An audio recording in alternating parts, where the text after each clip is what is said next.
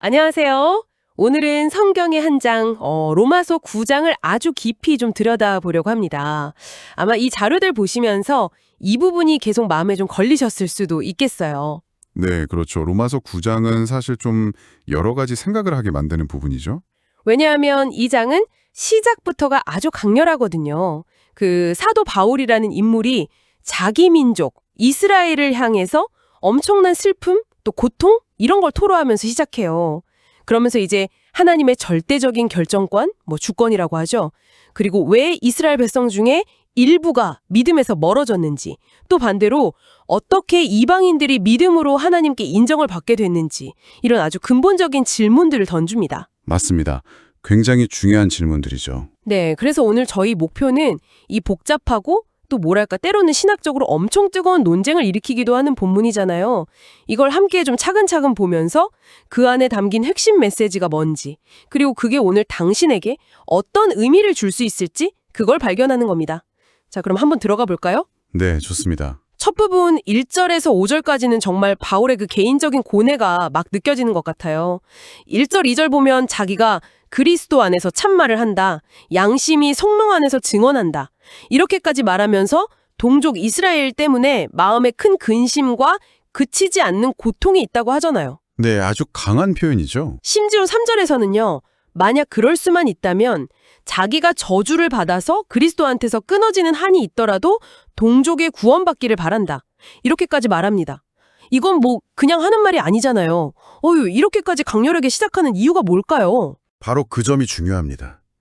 바울의 이 개인적인 아픔이 로마서 9장 전체를 이해하는데 아주 중요한 열쇠가 돼요. 왜냐하면 이스라엘이 하나님께 받은 특별한 약속들, 특권들을 생각해보면요. 그들 중 상당수가 예수를 메시아로 받아들이지 않는 이 현실이 바울에게는 정말 엄청난 신학적인 고민거리였고 또 개인적으로도 너무 고통스러웠던 거죠. 아, 그냥 감정이 아니라 신학적인 고민이었군요. 그렇죠. 4절하고 5절에서 그 특권들을 쭉 나열하잖아요. 그들은 하나님께 자녀로 선택받았고 양자됨, 하나님의 임재인 영광을 직접 경험했고 하나님과 맺은 언약들도 가지고 있었고요. 또 율법도 받았고 하나님을 예배할 특권, 셀 수 없는 약속들도 받았죠.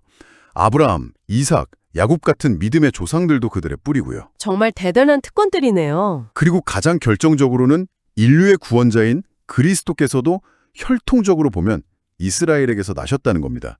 바울은 이 그리스도를 만물 위에 계셔서 영원히 차량 바르실 하나님이라고 딱 선언하면서 5절 이스라엘의 특별함을 강조하는 동시에 이 문제의 핵심이 바로 그리스도께 있다는 걸 암시하는 거예요.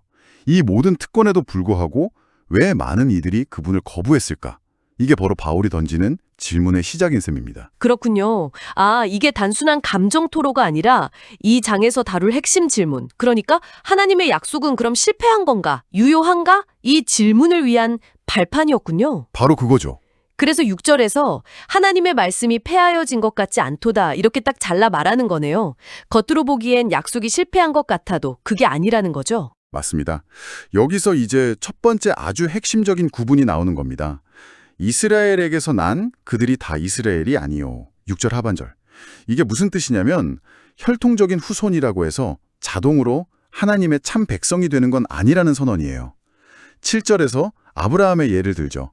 아브라함에게 이스마엘이라는 아들도 있었지만 하나님께서는 오직 이삭으로부터 난 자라야 네 씨라 불리리라 이렇게 말씀하셨다는 거죠. 아, 그러니까 육신의 자녀, 예를 들면 이스마엘 같은 경우가 아니라 하나님의 특별한 약속으로 태어난 자녀, 그러니까 이삭만이 진짜 상속자로 인정받는다. 이런 말씀이군요. 8절 9절. 네, 맞아요. 이게 바로 하나님의 선택에 대한 이야기로 자연스럽게 이어지는 거네요. 정확합니다. 이 선택의 원리가 리브가의 아들들, 야곱과 에서의 경우에서 더 분명하게 드러나요. 10절에서 13절. 중요한 포인트는 11절에 딱 나옵니다. 이 쌍둥이가 태어나기도 전에 그러니까 어떤 선한 일이나 악한 일을 하기도 전에 하나님께서 이미 야곱을 선택하셨다는 거예요. 태어나기도 전에요? 아직 아무것도 안 했는데. 그렇죠. 왜 그랬을까요? 바울은 그 이유를 이렇게 설명해요. 이는 하나님의 택하심을 따라 되는 뜻이 행위로 말미암지 않고 오직 부르시는 이에게로 말미암아 서게 하려 하심이라. 11절 하반절. 즉 하나님의 선택은 인간의 어떤 자격이나 행위 이런 게 기준이 아니라 전적으로 하나님의 주권적인 의지, 그분의 목적에 달려있다는 걸 보여주기 위해서라는 거죠. 아, 그래서 큰 자 에서가 어린 자 야곱을 섬기리라 12절 이런 말씀이 있었고 나중에는 내가 야곱은 사랑하고 에서는 미워하였다 13절 이 말씀까지 연결되는 거군요. 여기서 미워했다는 거는 뭐랄까 감정적으로 막 싫어했다기보다는 선택에서 제외했다 이런 의미로 보는 게 더 맞겠죠. 네, 일반적으로 그렇게 해석합니다. 선택의 그 주권성을 강조하는 표현으로 보는 거죠. 근데 이런 이야기를 쭉 듣다 보면 당신도 아마 이런 질문이 딱 떠오를 거예요. 아니 그럼 하나님이 불공평한 거 아니야? 그렇죠. 딱 그 생각이 들죠.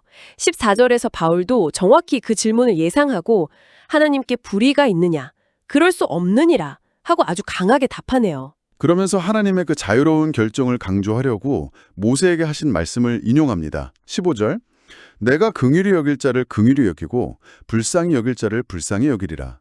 여기서 긍휼, 그러니까 자비는 하나님의 순수한 선물이지 인간이 요구하거나 노력해서 얻을 수 있는 권리가 아니라는 거예요.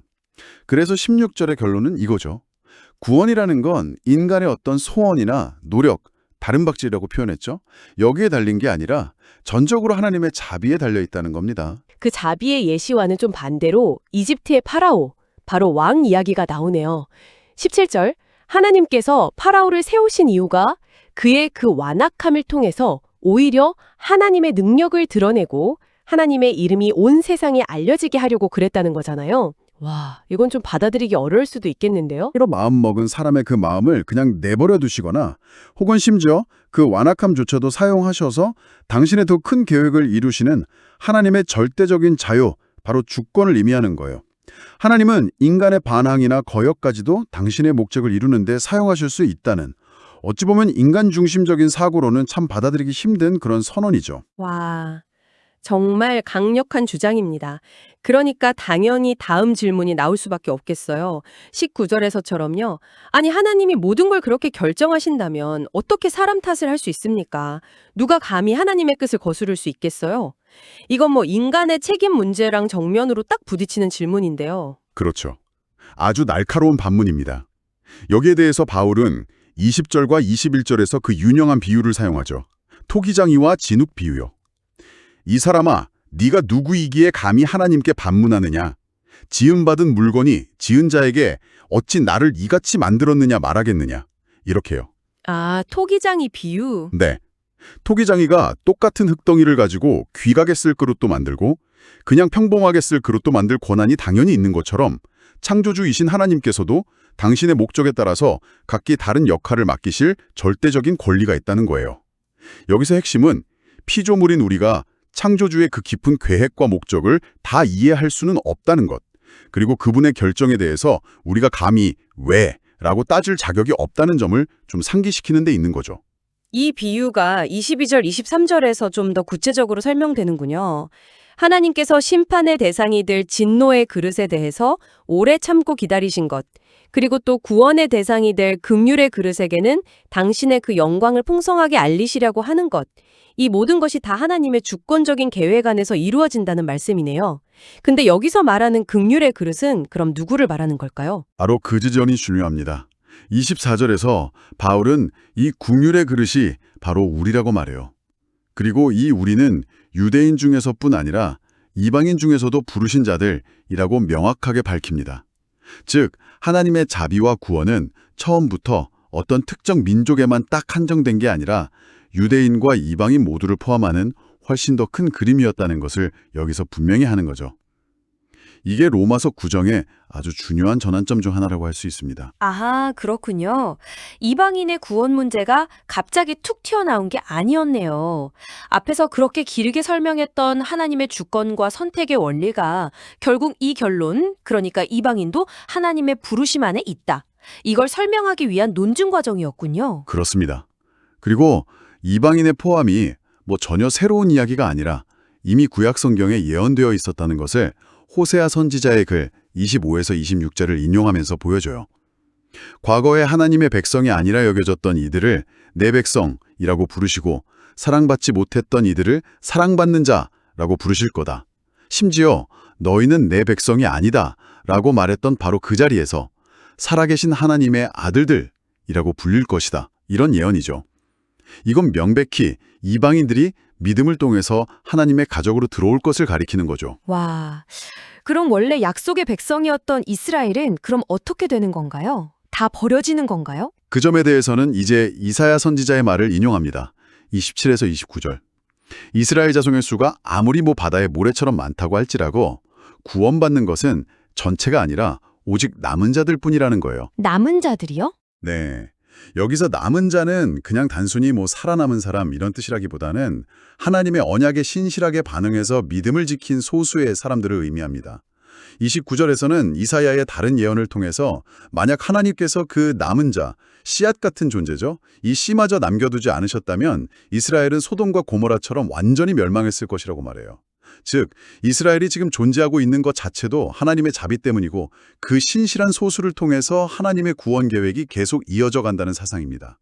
결국 혈통만으로는 안 되고 믿음으로 반응하는 것이 중요하다는 점을 다시 한번 강조하는 셈이죠. 자, 이제 이 모든 논의가 마지막 결론으로 향하는 것 같습니다. 30절부터 33절까지요. 근데 이 결론이 꽤 충격적인데요. 의를 따르지 아니한 이방인들이 의를 얻었으니 곧 믿음에서 난 의로 30절. 아니 하나님을 알지도 못했고 율법을 통해서 의롭게 되려고 노력하지도 않았던 이방인들이 오히려 하나님께 의롭다. 그러니까 괜찮다 받아들여졌다는 인정을 받았다는 거잖아요. 근데 그 근거가 바로 믿음이었다는 거고요. 그렇죠. 역설적이죠. 반면에 의의 법, 율법을 따라간 이스라엘은 율법에 이르지 못하였으니 31절. 율법을 지킴으로써 하나님 앞에 바로 서려고 그토록 애썼던 이스라엘은 오히려 실패했다는 겁니다. 왜 이렇게 완전 반대의 결과가 나온 걸까요? 32절이 그 이유를 명확하게 설명해 줍니다. 이는 그들이 믿음을 의지하지 않고 행위를 의지함이라. 아, 그들은 구원이란 게 하나님의 은혜로운 약속을 믿는 믿음에서 온다는 걸 놓치고 율법 조항들을 하나하나 지키는 행위를 통해서 자기 힘으로 하나님께 인정받으려고 했기 때문이라는 거군요. 네, 맞아요. 그래서 결국 부딪힐 돌에 부딪혔느니라 32절 하반절 이렇게 되는 거군요. 네, 바로 그 부딪히는 돌 혹은 걸림돌이 바로 예수 그리스도를 가리킵니다. 33절에서 이사야 예언을 다시 인용하면서 마무리하죠. 보라, 내가 걸림돌과 거치는 바위를 시온에 두노니 그를 믿는 자는 부끄러움을 당하지 아니하리라. 그리스도는 그분을 믿는 사람에게는 구원의 반석, 안전한 바위가 되지만 믿지 않고 자신의 행위를 의지하는 사람에게는 넘어져 걸리게 하는 돌이 된다는 것입니다. 결국 로마서 9장의 그 길고 복잡한 논의는 하나님의 주권적인 선택과 자비는 궁극적으로 예수 그리스도를 믿는 믿음을 통해 모든 사람에게 유대인이든 이방인이든 열려 있다는 선언으로 규결되는 거죠. 혈통이나 행위가 아니라 오직 믿음이 구원의 길이라는 겁니다. 와, 정말 기분이 여정이었습니다. 바울의 그 개인적인 고뇌에서 시작해서 하나님의 절대적인 주권과 선택이라는 참 어려운 주제를 거쳐서 결국에는 유대인과 이방인 모두에게 열린 믿음을 통한 구원의 길까지 오늘 로마서 9장을 함께 살펴보면서 우리는 하나님의 계획이 얼마나 우리의 생각보다 크고 또 신비로운지를 조금이나마 엿볼 수 있었던 것 같습니다. 그렇죠. 이 본문은 수세기 동안 정말 많은 사람들에게 질문을 던지고 깊은 성찰을 요구해 왔습니다. 오늘 이 내용을 들으시면서 당신의 마음속에서는 하나님의 절대적인 주권과 인간의 자유로운 선택과 믿음이라는 이 두 개념이 어떻게 조화를 이룰 수 있을까 이런 고민이 생겼을 수도 모르겠습니다. 네, 분명 그런 질문이 들 것 같아요. 어쩌면 완벽한 논리적인 해답을 딱 찾는 것보다 이 풀리지 않는 듯한 긴장감 속에서 하나님을 더 깊이 신뢰하고 의지하는 법을 배우는 것, 그것이 또 신앙의 여정일 수도 있습니다. 이 본문이 오늘 당신에게 어떤 새로운 질문을 던졌나요? 혹은 당신이 기존에 가지고 있던 생각에 어떤 도전을 주었는지 잠시 시간을 내서 이 질문들을 스스로에게 한번 던져보는 것도 오늘 이 탐구를 마무리하는 좋은 방법이 될 것 같습니다. 네, 정말 깊이 곱씹어 볼 만한 질문들입니다. 오늘 저희와 함께 이 의미 있는 탐구를 함께 해주셔서 정말 감사합니다. 다음에 또 다른 흥미로운 주제로 당신의 지적인 여정에 동행하도록 하겠습니다.